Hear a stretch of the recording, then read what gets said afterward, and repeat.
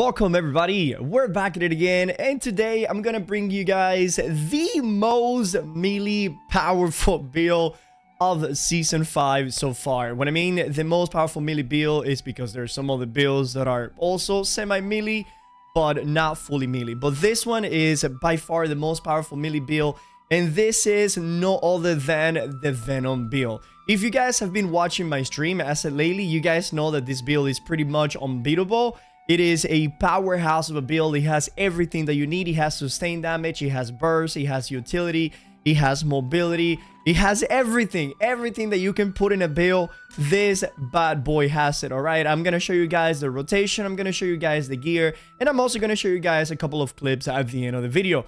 So without making this any longer, let's go ahead and jump right into it. And to find this build and all the information about it and all of my other builds, we're gonna go ahead and come over here to New World Champ. Before I continue, previously New World Champ was not supported on vertical monitors and cell phone, but I would like to tell you guys know that now every single build is supported by both cell phone and vertical monitors, so you no longer have to look at the website, only on your desktop monitor. But anyways, here we go. To find the Venom build, we're gonna go to the PvP builds, we're gonna go to the Venom Bunny down here. So the Venom Bunny is going to be ideally playing medium, right? Later on, I'm going to show you guys some clip in light gear because unfortunately, I haven't not been able to get my Ironheart pants.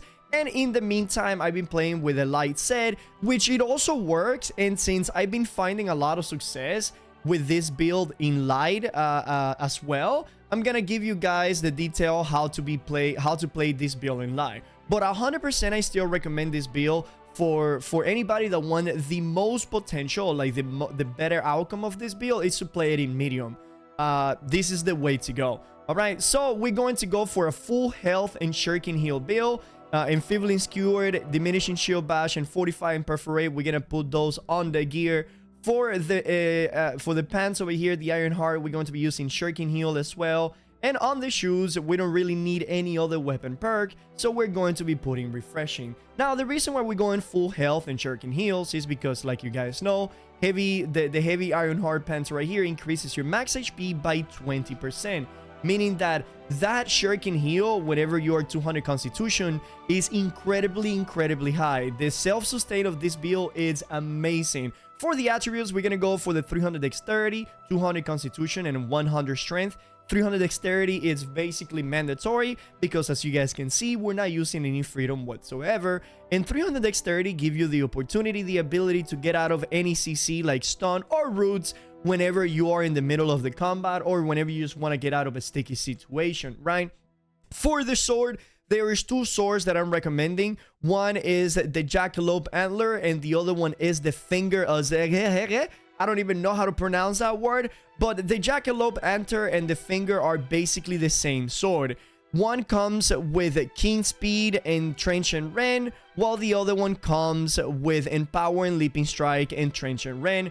So basically, if you get the Jackalope, all you have to put is it's one of the other perks that is missing. Now, as you guys can see over here, I went for the Trenchant Ren, and the reason behind we're going for the Trenchant Ren is because we're going to be weaving heavy attacks into our rotation. Trenchant Ren, it's an amazing perk for this build because it's gonna be applying that 16% Ren on, you know, for 7 seconds. Keen Speed is going to be using on the sword. We're going to have Keenly Jagged on the shield, Empowering Leaping Strike on the sword as well. We're not going to use it on the gear. And then we're going to be using Fortify and Shield Rush on the shield. The reason I went for Keen on the shield is because, well, obviously we're going to have Keenly Jagged and Keenly Speed. And whenever you are wanting to proc any of these two perks, having Keen on the shield increases the ability for you to proc these two perks, which again, anytime that you want to get away from the enemies, having Keen Speed, it's amazing. And anytime that you want to do damage to the enemy, having Keenly Jagged is amazing. So having that Keen right there, it really boosts this build a little bit above, you know. For the Venom, we're going to be using Bleeding Sweep because, again, we want the most possible damage from the leg sweep as possibly we can have. There's another perk that you could potentially go for, and that would be Penetrating Backstab. The main problem with that is that, yes, you will do great damage if you're from behind the enemy, but there's two downsides to that. The first downside to that is, if you are not behind the enemy, then that is basically a dead perk. And the second downside to that is you're going to be missing a lot of damage from the bleeding sweep, as if you were to put it on the gear, which, for example, you will put it on this last piece of armor right here, and instead of having health, shuriken heal, and refreshing, you will have health, shuriken heal, and bleeding sweep. So again, you will have more damage from behind, initial damage, right? Like the actual impact, but the actual potential bleed and damage over time is greatly reduced. The good thing about the bleeding sweep, having it on the weapon, is that regardless if you hit the enemy with a sweep from behind, from the front, from sideways, whatever it is, you will always apply that 28% bleed on the enemy. It is guaranteed. You will never miss it. As you guys can see, we went for Amber Gem on the sword and on the spear. On the spear, I went for Arboreal, which is damage, nature damage over time. And on the sword, I went with Frozen damage over time. I will explain why in a little bit from now. On the accessories, I went with Ankh with stamina recovery, because once again, Ankh is an incredible tool to increase your sustainability with shuriken heals, because Ankh increases your your shuriken heal by an extra 25%. On top of that, it has health and divine, two beast perks for this build. If you're going to be playing this build in medium, then you're going to be fighting somewhat a lot of times on top of the clumps, on top of the sacred grounds. So having Ankh would greatly increase the amount of heal that you get from the healers. On the ring, we went with Bloodletting, nature damage, and hardy. Now, the reason we went for nature damage and not thrust damage is because if we were to go for thrust damage, we will only be increasing the damage of the spear. If we go for slash damage, then we will only be increasing the damage of the sword. But since we went for both Ember on the sword and on the spear, going for nature damage is going to increase the damage of both the weapons. Neither of the weapons is going to have a 7% increase, but both weapons is going to have an increase in damage. On top of that, you guys know that the nature damage over time from Poison Tip that you can apply with the melee heavy attacks, it's nature, so it's also going to be empowered by that nature damage. And on top of that, having a mixed split damage of thrust, nature, or slash nature, it really shreds through anybody that is using any specific protection, like either physical protection or magical protection. Having a combination of both damage, it's the way to go. That way, regardless of who you're fighting, you will always going to be a very good substantial amount of damage. Now, we went for Bloodletting over here, and the reason we went for Bloodletting as opposed as for example, poisoning, so our nature damage deals more, it takes more, is because Bleeding Sweep is not only stronger than Poison Tip, but we also gonna be playing with Skewer, and on top of that, we have Kingly Jagged on the shield. So we only have one nature damage over time, but we have 3 bleeds, right? We have Kingly Jagged, Bleeding Sweep, and Skewer. So our main source of damage from dots will actually be bleeds as opposed as the nature damage. Unfortunately, we cannot have something that increases the damage of bleeds, so we had to go for nature damage. But again, nature damage, it's the way to go. That way you increase the damage of your spear, your shield, and your Poison Tip. This is the Red Hot Slag, by the way. You can craft this with materia. Very, very easy to get. And for the earring, we're going to be using Regenerating, Healthy Toes, and Refreshing Toes. I think another counterpart to this earring, it's I think the Champion earring. You can also get that one. Regenerating is going to be amazing because the more HP you have, the better the regenerating it will be. Healthy Toes is an incredible tool whenever used with Ankh, because Ankh improves Healthy Toes by 25%, right? And the Mana Potion has a very little cooldown. And Refreshing Toes, because we're going to be using that Healthy Toes and regenerating potions and healing potions more often. So that does it for the gear. Also, before I forget, you see how on every single one of the pieces of armor I went for Arboreal. That way we have a 10% increased damage on Poison Tip, and we also have a 10% increased damage on the basic attacks and abilities of the sword and the spear. So overall, we're going to be having a pretty good damage increase with Arboreal, with nature damage on the gear. For the Storm form, for the hard rune, we're going to be using the Stalwart Stormform, this is amazing because you're going to be a lot of the times you're going to be fighting maybe more than one enemy.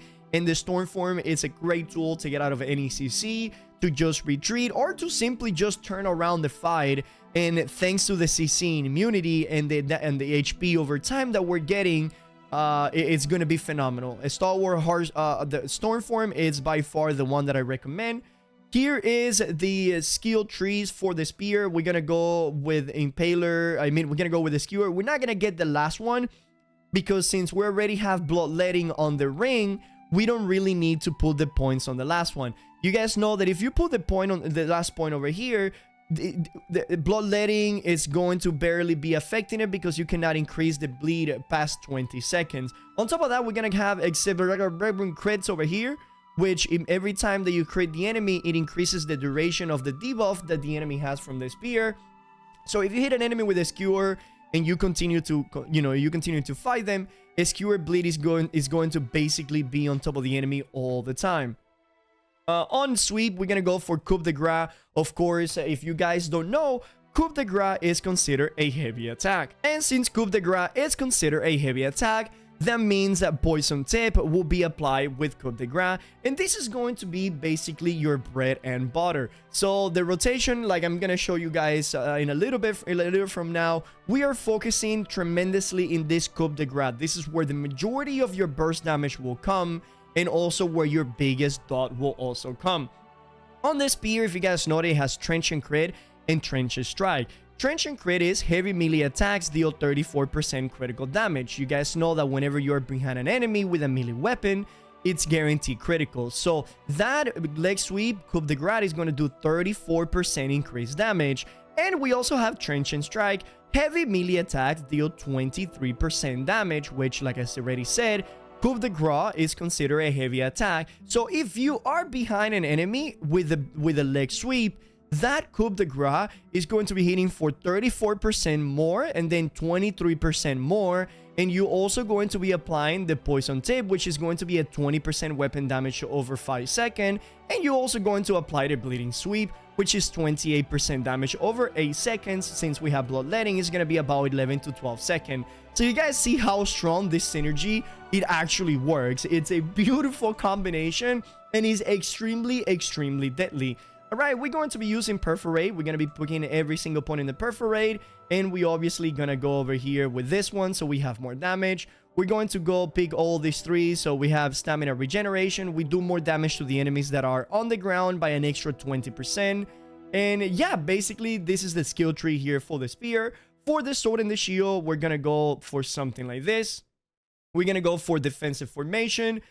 Shield Rush, Shield Bash, these two are basically our bread and butter to continue the combo.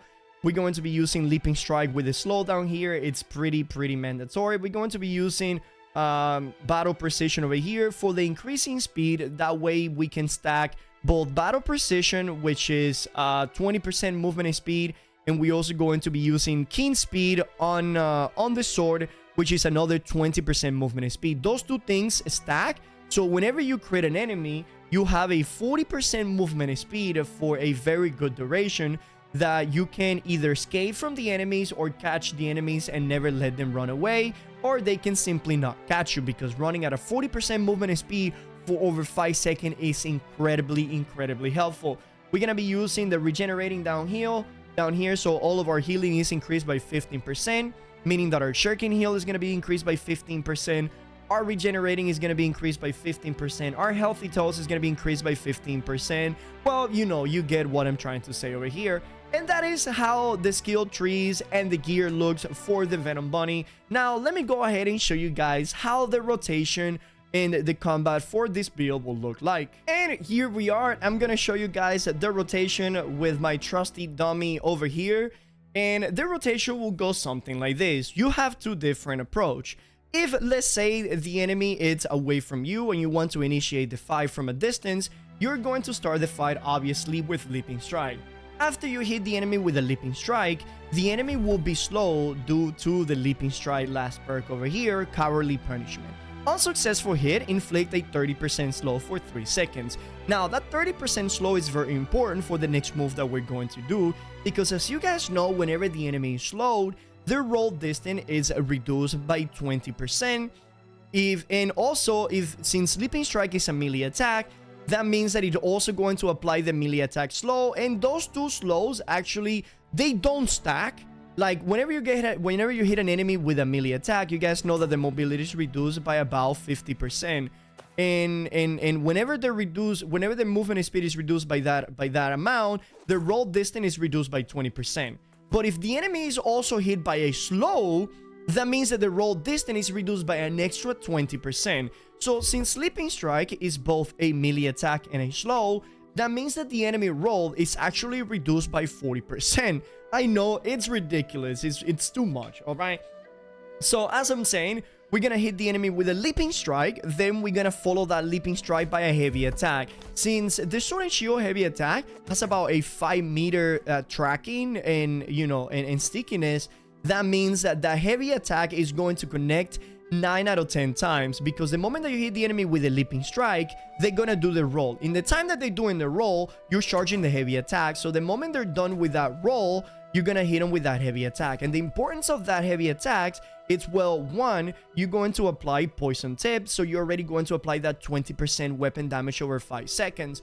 Number two, you're going to apply that Trenchant Rend, which is a 16% rend on the enemy, which is beautiful, alright? Obviously, my sword is 691. I think this 60% goes to 17%, but this doesn't show decimal, so I think my sword right now is like 16.5, 16 point something, right? So that is why it's important, because after you apply the poison tip from the spear and you apply the Trenchant Rend, that means that now your entire combo is going to be doing a substantial amount of, well, more damage, right? So it's going to be Leaping Strike, heavy attack, followed by a Shield Rush, Shield Bash. So it's gonna be something like this. Oh, and after that, we're gonna swap to the spear. We're gonna rotate behind the enemy, hit him with a leg sweep, coup de grace, basic attack, perforate, roll, basic attack, skewer, right? That all sounds crazy, but I will show you guys how that will work. So basically, Leaping Strike. So essentially, it will go something like this. We're gonna hit him with a Leaping Strike, we're gonna hit him with a basic attack, Shield Rush, Shield Bash, we're gonna rotate behind him, leg sweep, coup de grace, basic attack, perforate, roll, basic attack, skewer. The reason why I'm saying basic attack, perforate, and then a roll into a basic attack, skewer, is because whenever you finish the coup de grace right here, the enemy will still be on the floor. And as they're getting up, they're probably gonna do like a roll forward. Whenever they do that roll forward and they're getting up, you do the basic attack on the floor and then follow that up with a perforate. The reason behind it is because that perforate has an crazy stickiness. So whenever the enemy is trying to get up and you use a perforate, well, first, if they don't use a roll, that means that they're gonna get hit by the basic attack and all 3 perforate. But if they do end up using a roll, the perforate tracking will actually stick to the enemy and not let them get away. So they will waste a roll while you still be stuck to them thanks to the perforate. Now, as soon as you're done with the perforate, there's a little bit of like animation lock whenever you do the last hit. And that's why if they do, like, for example, if they do a roll after we're done with the last tick of the perforate, then they will have a little bit of distance from us. So that's what I'm asking for you to do: a roll, basic attack, and skewer to finish off the entire combo. So once again, it's gonna go something like this: Leaping Strike, heavy attack, Shield Rush, Shield Bash, go behind them, leg sweep, coup de grace, basic attack, perforate, roll, basic attack, skewer. That is gonna be the full entire combo right there. And whenever you're doing that roll, basic attack, skewer, you guys will notice that leg sweep is basically ready to go again, because whenever you guys roll and do an ability, the cooldowns of the spear go down by 20%, thanks to you can equip it so you can kill this guy and get your mission for it. But I have it, but I don't have it on me, I think. Who the hell? What you have it? What is going on here? Oh my god, I just got raided by Baggies? That's big! God damn it, Baggins, you raided somebody while I'm recording a video. Thank you for the raid, thank you for the... Anyways, so as I was saying, I forgot what I was saying.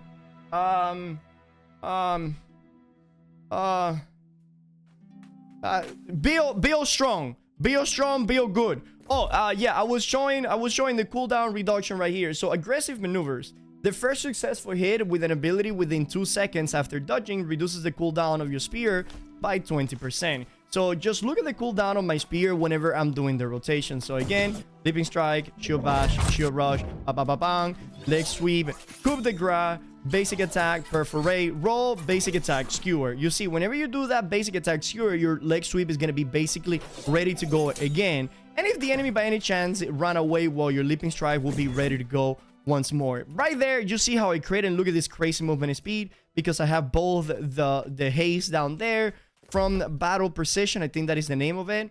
Critical precision, which is on critical you gain 20% movement speed, and since we have keen speed, you also have a lot of movement and speed. So if there's an enemy that is trying to run away from you, you hit them with that Leaping Strike from behind, and guess what? They will never be able to run away from you because 1, they're going to be slowed by the melee attack, 2, they're going to be slowed by the Leaping Strike, and 3, you're going to have 40% movement speed for over 5 seconds. And that's basically it for the rotation. Let me see if I'm missing anything. Oh yeah, I wanted to show you guys the light gear. In case that you guys haven't been able to obtain the Iron Heart, then you guys can play this build. Well, you can still play it in medium, but if you want to play it in light, then this is the gear that I will recommend. I will recommend that you use the Tumbler Feet Wrap. Ignore the Ignited Elemental War here, is because the Tumbler Feet Wrap, I mainly use it for my Fire Staff build. On the pants over here, I'm using Feebling Skewer, Shuriken Heal, and Refreshing. Again, I just put a couple of pieces here together. Now, health will help a lot, but since I didn't have a very big build to put on full health on every single one of the pieces of armor, I was simply using the PvP gear that it has Refreshing, Shuriken Heal, and Health, that you can see. I'm using my Fire Mage chest piece over here that has Shuriken Heal, Refreshing, Health. So essentially, I went for a Shuriken Heal, Refreshing sort of build over here. The reason this has health over here and over here is because, again, I was using this as a filler build, but it ended up working quite nice, quite well. So for this build right here, I have 5 Shuriken Heal. I also have 4 Refreshing, and I have, I think, only 2 health, or yeah, I only have 2 health essentially. So, but again, all you want is Shuriken Heal, Refreshing if you're going to be in light, because you want to spam the abilities as much as you can. You won't be able to sit there in the face of the enemy, because if you're medium, you're going to be doing, let me use the abilities here real quick. If you're medium, you're going to be doing a lot of double basic attack, and whenever you do the double basic attack, you're gonna get your cooldowns back, right? You're also going to be doing this, you're going to be rolling in medium, and you're gonna be getting your cooldowns back. So it's more of a fighter build rather than assassin build with the light. So with the light, I do really like the refreshing approach. So this is the build that I have as a light player. Again, you can min-max this by changing the right gems, as you guys can see. The reason why I have not min-maxed this light build is because I really want to get the medium Iron Heart set up. Because I still think, I know that the medium setup, it will be way more powerful in almost every single one of the situation, because we're gonna go from 18,000 health to 23,000 health, and on top of that, we're gonna have an incredible more amount of armor, so the build will be more sustainable for arenas, for 1v1s, for OPR. Now, if you would like to play the light approach and be more assassin, and if you guys have not been watching my stream, I 100% recommend, if you're interested in watching this build perform, go to my stream and watch me play with it. Everybody that comes into the stream is in literal awe how powerful this build is. And even as a light player, with thanks to Enfeebling Skewer and thanks to Perforate, that it weakens the enemy and it gives me fortification, as a light player, I'm able to 1v1, 1v3, 1v2, and sometimes even 1v3, which as a light melee player, you guys know how difficult it is to 1v2 in any scenario. And my people in the chat was like, how is this possible that you're so tanky, you're so strong as a light melee? It's just because the setup of this build is tremendous. It's tremendous, and thanks to the self-sustain from the Shuriken Heal, and you know, having Onk and the weakens and the Perforate from this build is just tremendous. But anyway, let me show you guys here the gear. Shuriken Heal, Refreshing Health, Shuriken Heal, Refreshing Health, Fortifying Perforate, Shuriken Heal, Health, it's Enfeebling Skewer, Shuriken Heal, Refreshing, and then I'm using the Tumbler Feet Wrap. It is really good, because whenever you are fighting several people and you do a roll, right, you're going to get that 15% in power, you're gonna get the 25% 45, and you're also going to be healed by the Tumbler Feet Wrap. So if you're gonna go light, this is the gear that I recommend. The accessories don't change. The heart rune does not change. The freaking weapon perks and these things don't change. Like I said earlier, the finger of Zerere, you get it from Inyet, and the jackalope antlers, you get it from Genesis. Neither of them, I think, it needs to be mutated. So you can get it by doing non-mutated dungeons. And I think you can also craft them at the kiln, but it will be a little bit expensive, you know, like 4,500 or 3,500 materia if you want to craft it at the kiln. Here is the shield, Mithril. I'm using a Mithril round shield. I ended up crafting this shield, 45 shield rush, keenly jagged and keen. Now, if you don't want to craft this shield, you can actually obtain a similar, actually the same shield. It is called the Corrupt Progenitor round shield. And if you guys don't know, the Corrupt Progenitor gear dropped from Shatter Mountain named NPCs. So if you're doing an elite train that goes through mines or it goes through Murgard, you can actually get the Corrupt Progenitor shield. If you don't want to do the elite trains and you want to do something by yourself because you have off time, then you can go over here to the Valleys Lagrimarum and you can cycle yourself between two bosses. There's going to be a mini boss over here. As soon as you enter the cave, you're going to see him. He has like a staff.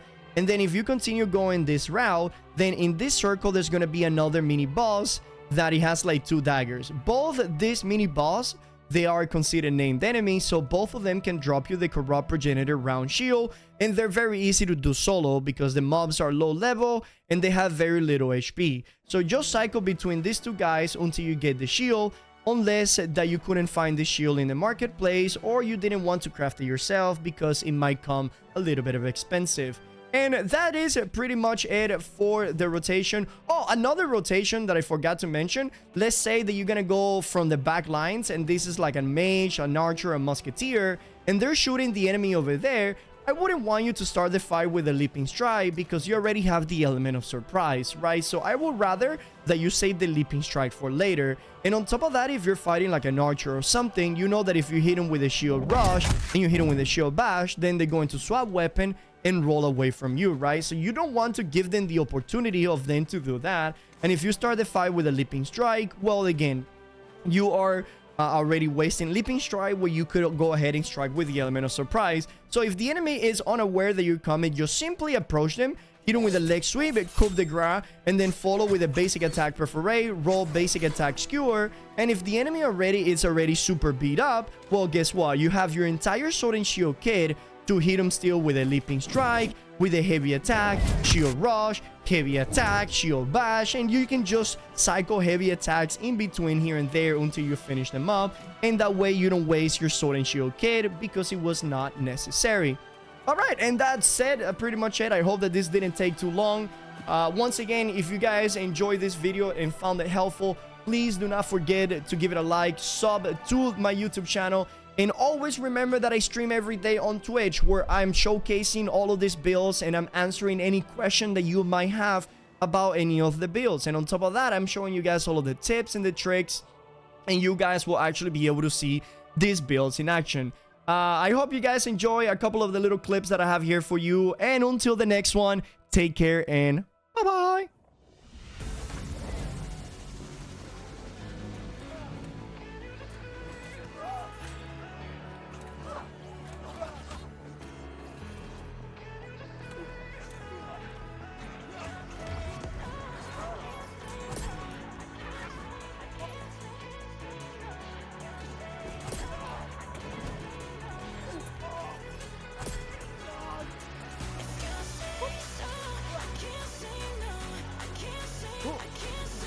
Benny, this move.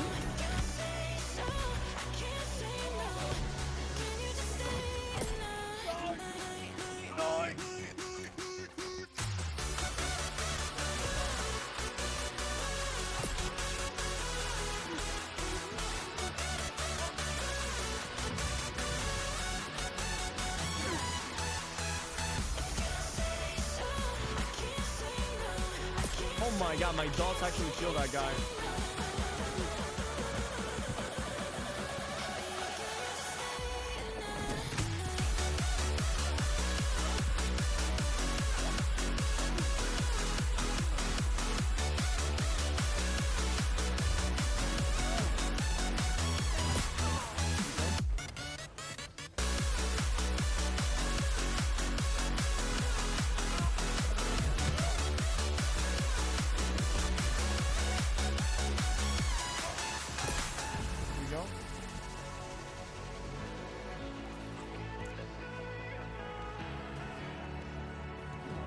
Oh, great. That was amazing.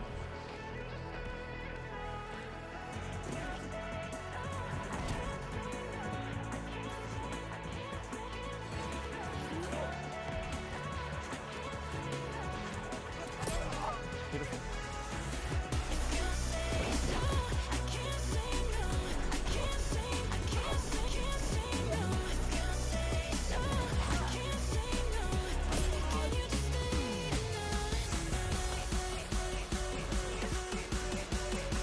Look at that triple leg sweep right there, chat. Insane.